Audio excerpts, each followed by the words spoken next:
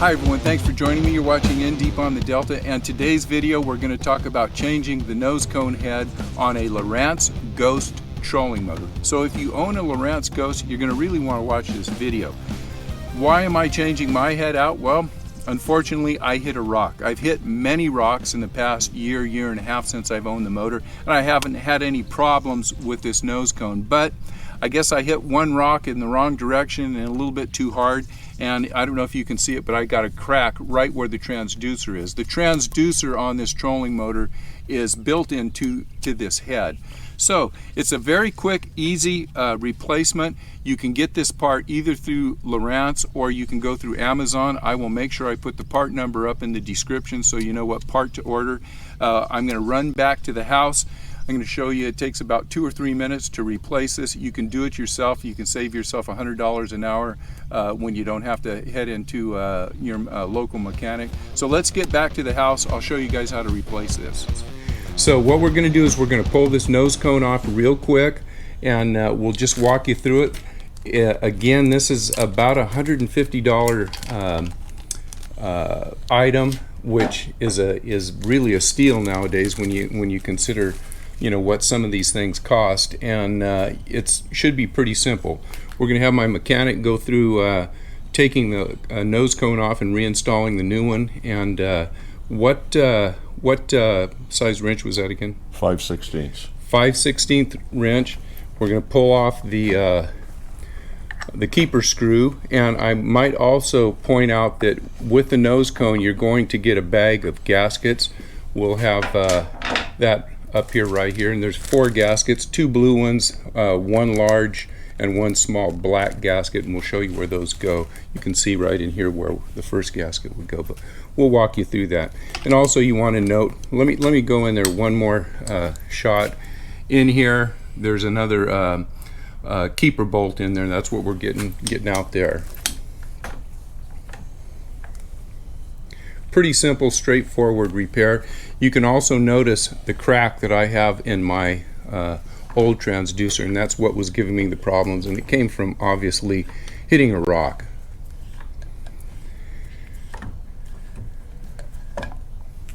Okay, we've got the nose cone off. We just pulled out the keeper screw, and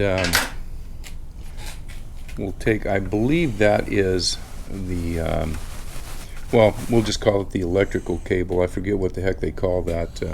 Cannon plug. The cannon plug. And this just turns.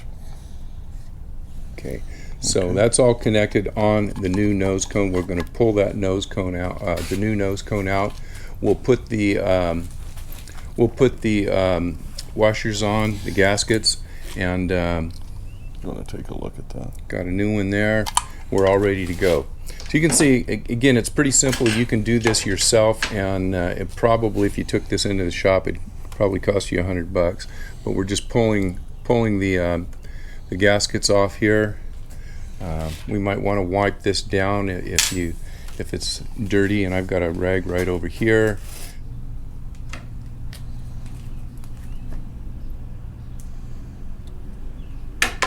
You don't need a lot of grease on this, just enough to lubricate them enough so that they slip over the opening there. Well, I don't know what the channel. Real easy. So far it's going pretty easy. We've got those on.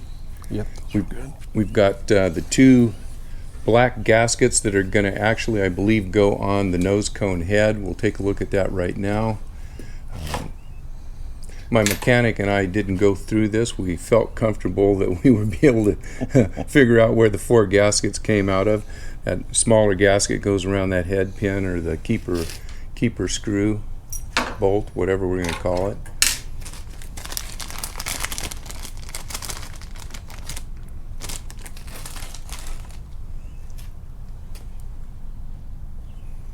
And the nice thing about this, all 4 of these gaskets are different sizes and different colors, so even a 10-year-old should be able to do this repair.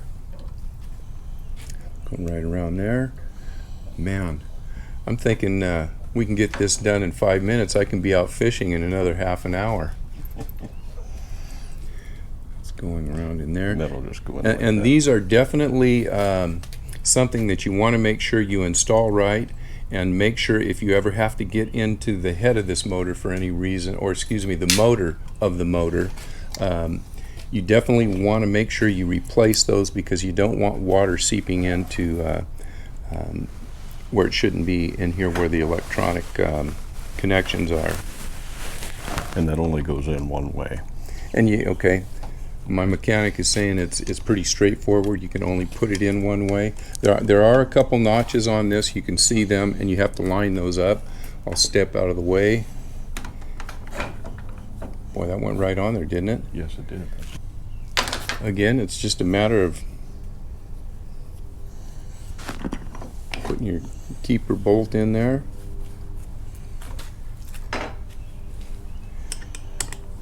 Tightening it up. And what's the number on that, Alan? 5/16. 5/16, and is that metric or? No, that's a standard. Standard 5/16. Yes. And you don't want to over tighten this. You want to just bring it up snug. And then just. Feels nice and tight. Okay. We got the last O-ring that's going to go right along here, and that's going to give us another seal. We're just going to put just a little bit of this material on here.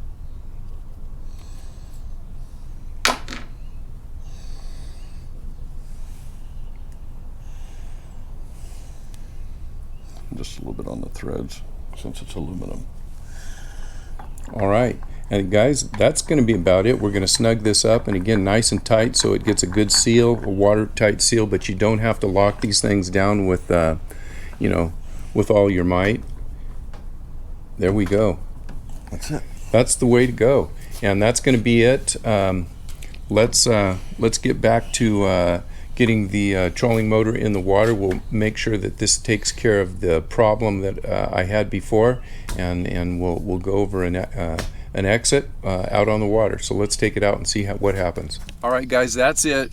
Very simple repair. One part, 2 or 3 O-rings, takes about 5 minutes. You save yourself a bunch of money. Thank you guys so much for watching. Be careful hitting rocks out there with your trolling motor, but like I said before, if you're fishing aggressively, that's going to happen from time to time, and when it does, sooner or later you're probably going to crack this head. With that, I'd like all of you guys that may be watching this outside of California, if you're not subscribed to In Deep on the Delta, make sure you check out In Deep on the Delta. It's not just a specific Delta related bass channel, but it is bass information and fishing information for bass that you can use throughout the United States. So if you haven't subscribed, make sure you tune in. If you like it, subscribe, hit the like button. We'll see you guys on the water, especially if you're on the Delta.